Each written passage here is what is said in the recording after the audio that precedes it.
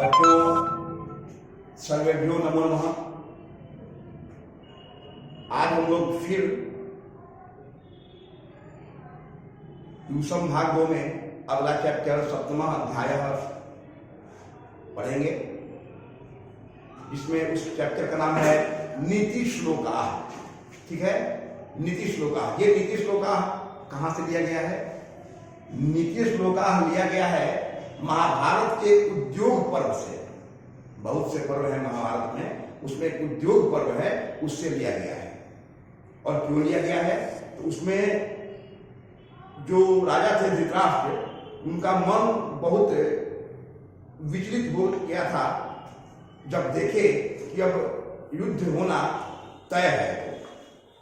तो अब युद्ध की बात जब मन में आ गई तो अपने मन को शांत करने के लिए उन्होंने अपने मंत्री विदुर, जो महान थे, महात्मा थे, महात्मा विदुर कहलाते थे, उनसे उन्होंने कुछ मन की शांति के लिए प्रश्न किया। और उसी प्रश्न और उत्तर को, उत्तर विदुर देते थे, प्रश्न उत्तर को एक संकलित करके विदुर नीति के रूप में इसको लाया गया।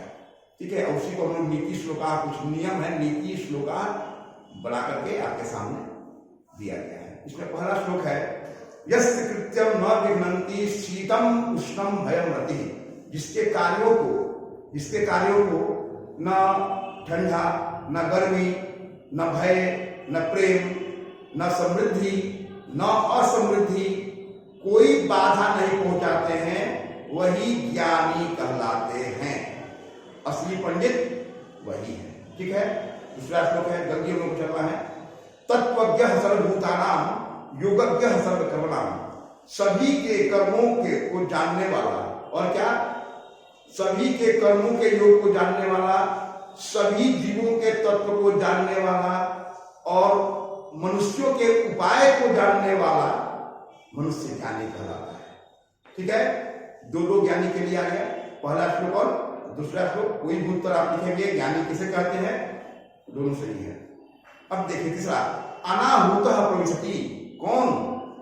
कौन अनाहूतः प्रविशति? कौन बिना बुलाए प्रवेश करता है? अपृष्टो बहुभाषते, बिना पूछे बकबक करता है, बहुत बोलता है। कौन? प्रश्न भी। अविश्वस्ते विश्वसिति, नहीं विश्वास करने वाले पर भी विश्वास करता है। कौन? क्वेश्चन आ गया। मूढ़ चेता नराधमः, मूढ़ मन मूर्ख, जिसकी बुद्धि मूर्ख है और जो अधम व्यक्ति है, समझ गए ना? तो अधम और मूर्ख होते हैं, उनका यह लक्षण है कि बिना बुलाए अंदर प्रवेश कर जाता है, बिना पूछे बहुत बोलता है, इस पर विश्वास नहीं करना है, उस पर विश्वास करता है। ठीक है, बहुत महत्वपूर्ण श्लोक है ये। चौथा श्लोक आ गया लोग, एको धर्म परम श्रेयः, एक ही धर्म परम कल्याणकारी है। एक धर्म आप कर लिए, वह परम कल्याणकारी है। ठीक है, और क्षमा एका शांति उत्तमा। उत्तम शांति कौन प्रदान करती है? एक क्षमा। आपके मन में किसी दूसरे के प्रति एक क्षमा की भावना आ जाए, आपको बहुत शांति मिलेगी। चलिए, हम उससे मजबूत थे, लेकिन हमने उसको कोई सजा उसको नहीं दी, हमने उसको क्षमा कर दिया। ये बहुत शांति प्रदान करता है अंदर आत्मा में। ठीक है, और विद्या एका परमा तृप्ति ही। आप किसी एक व्यक्ति को पढ़ा दिए, कोई ज्ञान दे दिए, परम तृप्ति ही, परमा तृप्ति ही, तृप्ति संतुष्टि, आत्मसंतुष्टि बहुत होती है। एक ज्ञान किसी को सही मामले में आपने दे दिया कि चलिए भाई, आज मैंने अपने जीवन का एक क्षण का उपयोग किया, किसी को पढ़ा दिया, बहुत संतुष्टि मिलता है उससे भी। और क्या है भाई? अहिंसा का सुखावहा, और सुख मिलता है एक अहिंसा से। लोग रोज हिंसा कर रहे हैं, और हम लोग कभी हिंसा न करें ऐसे मन में ठान लिए हैं, और एक दिन भी हम लोग हिंसा नहीं कर रहे हैं, कोई गलती से कोई जीव की हिंसा हमसे नहीं हुई, तो वह बहुत सुख प्रदान करती है। चलिए, हमसे आज कोई हिंसा भी नहीं हुई। समझ गए? जल्दी हम लोग चलना है, इसलिए आगे अधिक ध्यान नहीं देंगे हम लोग। अगला श्लोक है त्रिविधम नरकस्येदम द्वारम। नरक का ये 3 द्वार कहलाता है। कौन कौन? काम, क्रोध और लोभ। ये क्या करते हैं भाई? नाशनम आत्मनः, ये अपने आप की आत्मा को, ये अपने आप का नाश करने वाला है। कौन? काम, क्रोध और लोभ, तीनों नरक के द्वार कहे गए हैं। और इसलिए तस्मात् एतत् त्रयम् त्यजेत्, इसलिए इन तीनों को छोड़ देना चाहिए। काम, क्रोध और लोभ का त्याग कर देना चाहिए। ठीक है, अगला श्लोक में आ रहे हैं हम। सज दोषा पुरुषेने हातव्या भूतिमिच्छता। भूतिमिच्छता ऐश्वर्य चाहने वाले व्यक्ति को, ऐश्वर्य अलग है, धन अलग है, तो ऐश्वर्य प्रतिष्ठा चाहने वाले व्यक्ति को 6 दोषों को, सज दोषा 6 दोषों को छोड़ देना चाहिए, दूर कर देना चाहिए। क्या क्या भाई? निद्रा, तंद्रा, भयम, क्रोध, आलस्यम, दीर्घसूत्रता। 6 चीज है ये भाई। निद्रा क्या है सब जानते हैं। तंद्रा क्या है? तंद्रा है नींद के बाद वाली स्थिति, झपकी, पहली स्थिति। बहुत लोग झपकी लेते हैं, नींद आई तो झपकी, क्या ये तंद्रा है, मतलब नींद के बाद वाली स्थिति। निद्रा, तंद्रा, भय, भय भी छोड़िए, भय, क्रोध, आलस्य और दीर्घसूत्रता क्या कहलाता है? किसी बात को लंबा खींचना। ये क्या है? ये तीनों, ये 6 आपको दोषों को, आप हम इन दोषों को हमको दूर कर देना चाहिए। कब? ऐश्वर्य चाहना है तब, ऐश्वर्य की इच्छा रखनी है तब। ठीक है ना? इन 6 दोषों को दूर करिए, भय हटाइए, क्रोध हटा दीजिए, आलस्य हटा दीजिए, सब सारी बातों को हटा दीजिए। अगला देखिए, सत्येन रक्षते धर्मो। सत्य से धर्म की रक्षा होती है। सत्य, आप में सत्यवादी वाला गुण होगा तो धर्म की आप रक्षा करेंगे। ठीक है, सत्य से धर्म की रक्षा होती है।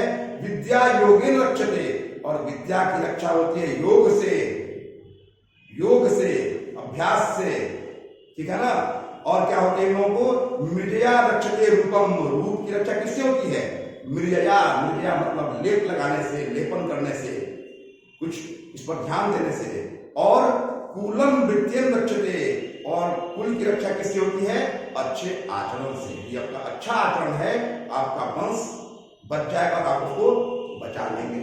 ठीक है, अब देखिए अगला है, सुलभा पुरुषा राजन सत्तम प्रियवादिनः। हे राजन, कौन कह रहा है? विदुर कह रहा है, महात्मा विदुर धृतराष्ट्र से। हे राजन, सततम प्रियवादिनः, हमेशा प्रिय बोली बोलने वाले हर जगह सुलभ हैं, हर जगह मिल जाएंगे। लेकिन अप्रियस्य तु पथ्यस्य वक्ता श्रोता च दुर्लभः। और अप्रिय, अप्रिय बातों को बोलने वाला और सुनने वाला, माने वक्ता और श्रोता दोनों दुर्लभ हैं। मीठी बोली बोलने वाले बहुत मिल जाएंगे, गलत रास्ता आपको उसी पर दिखा देंगे। लेकिन कुछ अप्रिय बोल करके आदमी को सही रास्ते पर ले चलने वाले लोग, बोलने वाले और सुनने वाले दोनों दुर्लभ है। दोनों में बोलने वाला तो बोलता है, सुनने वाला चाहता है कि ये हमको ऐसी बात न बताएं, लेकिन एक आ गया दुर्लभ है। ठीक है ना? अब देखिए, पूजनिया महाभागा, अगर श्लोक 9 श्लोक है 9वां। पूजनिया महाभागा पुण्याश्चविद्यः। किसके लिए कहा गया है? स्त्रियां, स्त्रियों के लिए। हम किताब लेकर के पढ़ने की बात करते हैं हमेशा, क्योंकि किताब के सामने, किताब में ही श्लोक लिखा हुआ है। ठीक है ना? उसको देख के मिलाएंगे, हम और बता रहे हैं आपको। और स्त्रियः, स्त्रियो, स्त्रियः माने लक्ष्मी। किसकी कही गई है? गृहस्य, घर की। घर की लक्ष्मी कौन कही गई है? नीचे से लोग आएंगे, नीचे से स्त्रियां, स्त्रियां घर की लक्ष्मी कही गई हैं। ठीक है, और क्या है? पूजनिया, पूजने योग्य है। महाभागा, महान भाग्य वाली है, जान लीजिए। और पुण्याश्च, पुण्य प्रदान करने वाली है। और गृह दीप्तयः, घर का प्रकाश है। इतनी विशेषताएं हैं स्त्रियों में। ठीक है ना? क्या क्या समझ लिए हम लोग? स्त्रियां घर की लक्ष्मी कही गई हैं, घर का प्रकाश कही गई है, पूजनीय है, महाभाग्य वाली है, पुण्य प्रदान करने वाली है। इसके तस्मात् रक्षा विशेषतः, उनकी इसीलिए विशेष रूप से रक्षा की जानी चाहिए। उनकी रक्षा करना हम लोगों का कर्तव्य होना चाहिए। ठीक है? अकीर्तिम विनयो हंति, अगला श्लोक है, अकीर्तिम विनयो हंति। अकीर्ति को, अपजश को कौन मारता है? विनम्रता। जिसके अंदर विनम्रता है वह अपजश को मारती है। और हंति अनर्थम पराक्रम, और जो पराक्रम है वह अनर्थ को मारता है। ठीक है? और क्रोध, हंति नित्यम क्षमा क्रोधम, क्षमा चीज है वह क्रोध का नाश करती है। क्षमा आपके अंदर आ गया, क्रोध का नाश हो जाएगा। और आचारो हंति लक्षणम, और खराब लक्षण को, बुरे लक्षण को कौन मारता है? आपका अच्छा आचरण। ठीक है ना? अच्छा आचरण आपको क्या, किसको मारता है? अच्छा आचरण और लक्षण को, खराब लक्षण को मारता है। ठीक है, अब हम आगे श्लोक पढ़ाते हैं, इसको समाप्त हो गया, अब क्वेश्चन आते हैं। ठीक है, देखिए पहला क्या है, नीति श्लोका पाठ कहां से लिया गया है? ठीक है, महाभारत के उद्योग पर्व से। नीति श्लोका पाठ किस रूप में संकलित है? विदुर नीति के रूप में संकलित है। धृतराष्ट्र के मंत्री का क्या नाम था? विदुर। पंडित मतलब ज्ञानी किसे कहते हैं? जिसके कार्यों को न ठंड, न गर्मी, न प्रेम, न समृद्धि, न असमृद्धि बाधा पहुंचाते हैं, वे पंडित कहलाते हैं। नीच और मूर्ख व्यक्ति का क्या लक्षण है?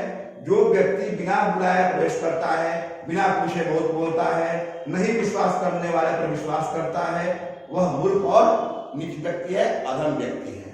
ठीक है, अब संस्कृत के श्लोक में है, उत्तमा शांति कौन देती है? उत्तम शांति कौन देती है? क्षमा।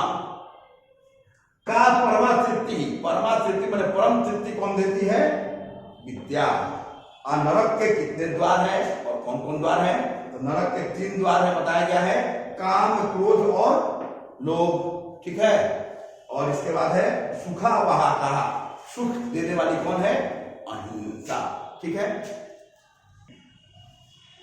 अनाहूतः कः प्रविशति,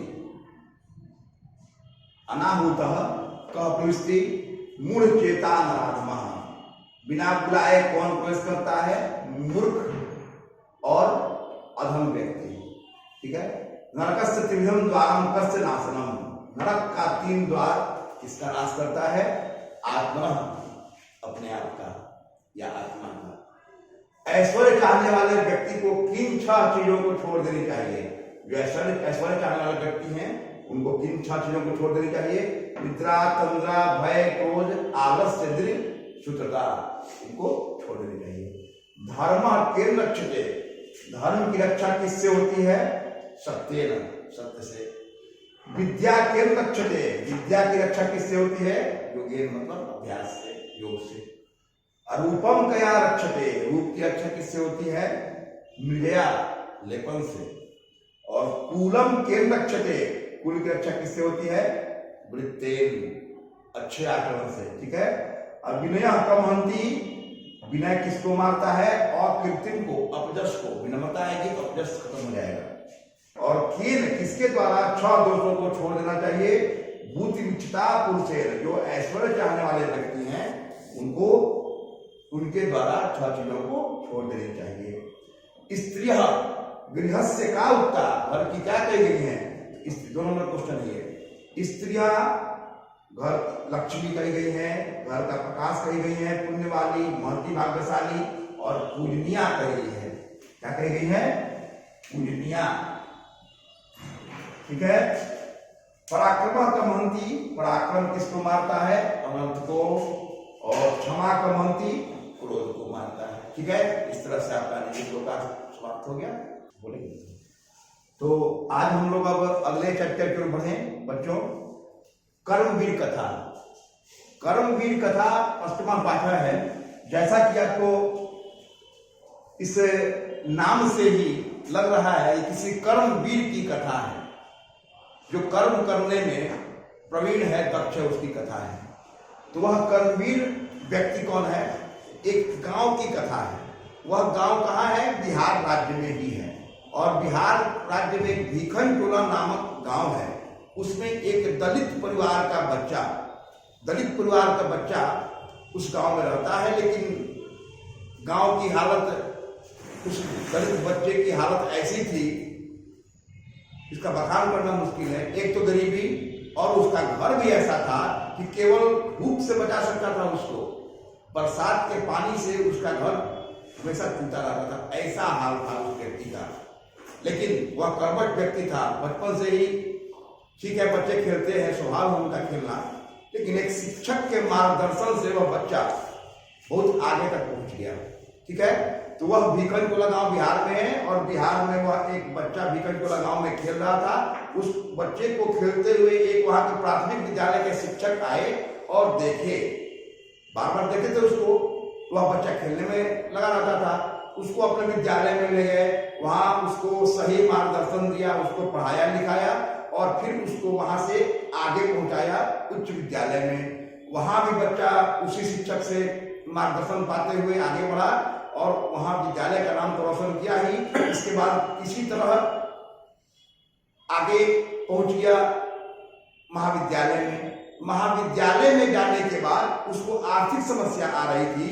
वह अपनी आर्थिक समस्या के लिए पहले छात्रवृत्ति प्राप्त करके उसको दूर किया और उसके अलावा घर में बच्चों को, छोटे बच्चों को गांव में ट्यूशन पढ़ाते हुए, ठीक है ना, वह विद्यालय हाई स्कूल में पढ़ने के बाद आगे गया।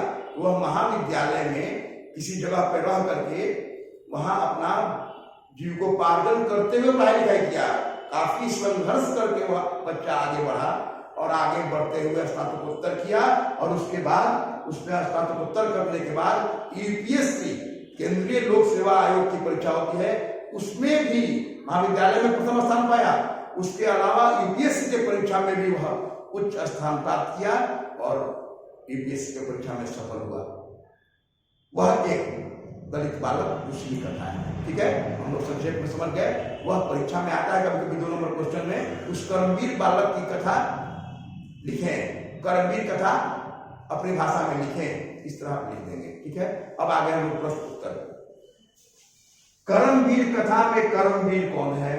तो कर्मवीर कथा में कर्मवीर का नाम है राम प्रवेश राम। कर्मवीर किस समाज का व्यक्ति था? दलित समाज का व्यक्ति था। कर्मवीर कथा से क्या शिक्षा मिलती है? तो जीवन में कर्मवीर कथा से शिक्षा यही मिलती है कि जीवन में निराश नहीं होना चाहिए, उत्साह पूर्वक सभी कार्य करनी चाहिए, चाहे कोई भी परिस्थिति आ जाए। कर्मवीर के गांव का क्या नाम था? भीखन टोला। बहुत महत्वपूर्ण क्वेश्चन है, हमेशा आता है। भीखन टोला गांव में शिक्षक ने किसको देखा? उस दलित बालक को देखा। स्नातक परीक्षा में प्रथम स्थान प्राप्त कर किसका ख्याति बढ़ाया वह बालक? अपने महाविद्यालय का। उद्योगिनम पुरुषिंग काल कहती, उद्योगी पुरुष शेर के समान क्या प्राप्त करते हैं? लक्ष्मी, ठीक है ना, परिश्रमी व्यक्ति लक्ष्मी पाते हैं। राम प्रवेश राम क्या कर रहा था जब शिक्षक ने उसको पहली बार देखा? वह बच्चा खेल रहा था। कर्मवीर राम प्रवेश कहाँ उन्नत स्थान प्राप्त किए? केंद्रीय लोक सेवा परीक्षा में, अर्थात यूपीएससी की परीक्षा में। किसके द्वारा कर्मवीर उन्नत स्थान प्राप्त किया? अपने स्वाध्याय, अपने अध्ययन एवं व्यापक विषय ज्ञान से, सेल्फ स्टडी से वह आगे बढ़ा बच्चा, ठीक है। और भीखन टोला गांव कहाँ है? भीखन टोला गांव बिहार राज्य में भी पड़ता है। और प्राथमिक विद्यालय में कैसे शिक्षक आए? तो नई दृष्टि संपन्न शिक्षक की भी बहुत बड़ी उपलब्धि है। उस बच्चे के लिए शिक्षक नई सोच रखते थे और सामाजिक समरसता वाले शिक्षक थे। इस तरह से हम लोग इस चैप्टर को भी इन दोनों के अर्थ के अभाव में भी राम प्रवेश महाविद्यालय में प्रवेश पाए, माता पिता के अर्थ के अभाव में। साक्षात्कार में समिति के सदस्य किस लिए प्रसन्न हो गए? उनके व्यापक ज्ञान से एवं वैसे पारिवारिक प्रवेश में किए गए परिश्रम और किए गए अभ्यास के कारण। राम प्रवेश की प्रतिष्ठा कहाँ कहाँ दिखाई पड़ती है?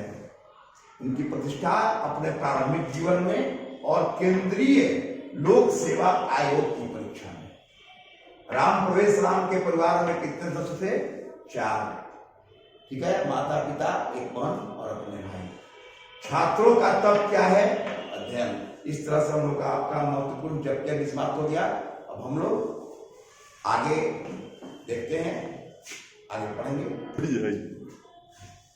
अब हम लोग अगले चैप्टर में पढ़ेंगे स्वामी दयानंद, ठीक है। स्वामी दयानंद का नाम आप सबने सुना होगा, ठीक है। कौन थे? एक बहुत बड़े समाज सुधारक थे, ठीक है। और स्वामी विवेकानंद दयानंद जी जब जन्म लिए 1824 ईस्वी में गुजरात के टंकारा नामक एक गांव में, तो उस समय जब वो कुछ अपना बचपन का समय बिताए तो उस टाइम में ऐसी कुछ घटना घटी कि उनको वैराग्य हो गया। वह क्या घटना घटी कि वे एक कर्मकांडी परिवार में जन्म लिए थे, एक ब्राह्मण परिवार में। पूजा पाठ तो उनका व्यवसाय था। उनके घर में एक दिन शिवरात्रि की कथा हुई। शिवरात्रि के कथा में उन्होंने भाग लिया। हर कोई भाग लेता है अपने घर में कोई पूजा पाठ के समारोह में। तो उन्होंने देखा आधी रात को कि एक जो शिव जी का मूर्ति था उस पर एक चूहा चढ़ के जो भी प्रसाद वगैरह चढ़ाया गया था खा रहा था। तो उन्होंने सोचा कि आखिर में क्या बात है, हम लोग भगवान को कहते हैं, भगवान अपनी रक्षा खुद नहीं कर सकते हैं तो हमारी रक्षा क्या करेंगे। तो उन्होंने उसी समय दिमाग में उनको आया कि नहीं ये सही चीज नहीं है, भगवान अपनी रक्षा नहीं कर सकते, हमारी क्या करेंगे। और ये ऐसा सोचते हुए वे घर से वहां उस स्थान से बाहर निकल गए, घर आ गए। और उसके बाद उनको धीरे धीरे चिंतन मनन करते करते उनको धीरे धीरे और तत्काल में उनकी बहन का निधन हो गया। तो और पीड़ित हो गए और दुखी हो गए और उसके बाद उनको विश्वास खत्म हो गया भगवान पर से। और उन्होंने धीरे धीरे उस मूर्ति पूजा का उसके बाद से खंडन और उसके विरोध में आवाज उठाना शुरू कर दिया। तो जिस समय में थे तो उसमें बहुत सी सामाजिक कुरीतियां थी, विधवा विवाह, स्त्रियों में शिक्षा, विधवाओं का विवाह नहीं हो पाता था, अशिक्षा थी। उसके बाद आपको जातिवाद की विषमता थी, छुआछूत की भावना थी, धार्मिक आडंबर में कार्यों में बहुत से आडंबर थे।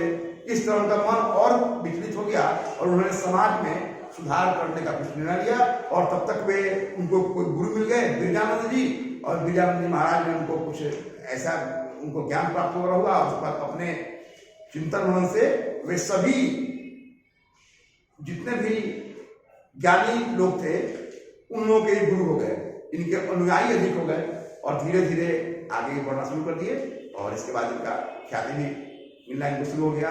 और इस तरह से सत्यार्थ प्रकाश नामक पुस्तक भी इन्होंने लिखी, ठीक है ना। और उसका हिंदी में भी हम लोग पढ़ते हैं उसको, सत्यार्थ प्रकाश को। तो आइए देखिए, हम लोग शॉर्ट में कहानी समझ लिए और आगे अब पढ़ते हैं। स्वामी दयानंद के बचपन का क्या नाम था? इनका बचपन का नाम मूल शंकर था, ठीक है ना। उनके बचपन का नाम मूल शंकर था। आधुनिक समाज में समाज और शिक्षा के महान उद्धारक कौन थे? स्वामी दयानंद थे। स्वामी दयानंद मध्यकाल में कौन कौन कुरीतियां भारतीय समाज को गंदा कर रही थी? ये बहुत महत्वपूर्ण क्वेश्चन आता है 2 नंबर का। मध्यकाल में कौन कौन कुरीतियां भारतीय समाज को गंदा कर रही थी? जातिवाद की विषमता, छुआछूत, धार्मिक कार्यों में आडंबर, स्त्रियों की अशिक्षा, विधवाओं की दयनीय स्थिति आदि, ठीक है। मध्यकाल में कौन भारतीय समाज को गंदा कर रहा था? कुरीतियां गंदा कर रही थी। कौन हिंदू समाज का बहिष्कार कर धर्मांतरण स्वीकार कर लिए थे? अनेक दलित। उनका हिंदू समाज पर से विश्वास उठ गया था और धर्मांतरण वे कर लिए थे, उनका धर्मांतरण लोग कर दिया था। स्वामी दयानंद का जन्म कहाँ हुआ था? गुजरात के टंकारा नामक गांव में। और मूर्ति पर अर्पित चढ़ाया हुआ वस्तु था उसको कौन खाता है? आसान क्वेश्चन है, चूहा। रात्रि जागरण को छोड़कर मूल शंकर कहाँ गए? अपने घर वापस आ गए। अगला क्वेश्चन देखेंगे हम लोग। स्वामी दयानंद के लिए कौन सा दिन उद्बोधक हो गया? शिवरात्रि महापर्व का दिन, ठीक है। मूल शंकर को बिरजानंद के दर्शन कहाँ हुए? मथुरा में। दयानंद के गुरु का क्या नाम था? स्वामी बिरजानंद। मूल शंकर को मूर्ति पूजा के प्रति आस्था होने के दूसरे वर्ष में किसका निधन हो गया? उनकी बहन का। स्वामी दयानंद ने कौन सी पुस्तक लिखी? सत्यार्थ प्रकाश। बहुत महत्वपूर्ण क्वेश्चन भी है और जानकारी की जरूरत है। आर्य समाज की स्थापना कब हुई? 1875 ईस्वी में। स्वामी दयानंद की मृत्यु कब हुई? 1883 ईस्वी में। भारतीय समाज में स्वामी दयानंद का क्या योगदान है? 2 नंबर क्वेश्चन आता है लघु उत्तरीय में। उन्होंने स्त्री शिक्षा का प्रचार प्रसार, विधवा विवाह की स्वीकृति एवं मूर्ति पूजा का खंडन, छुआछूत एवं बाल विवाह के निवारण के लिए महान प्रयास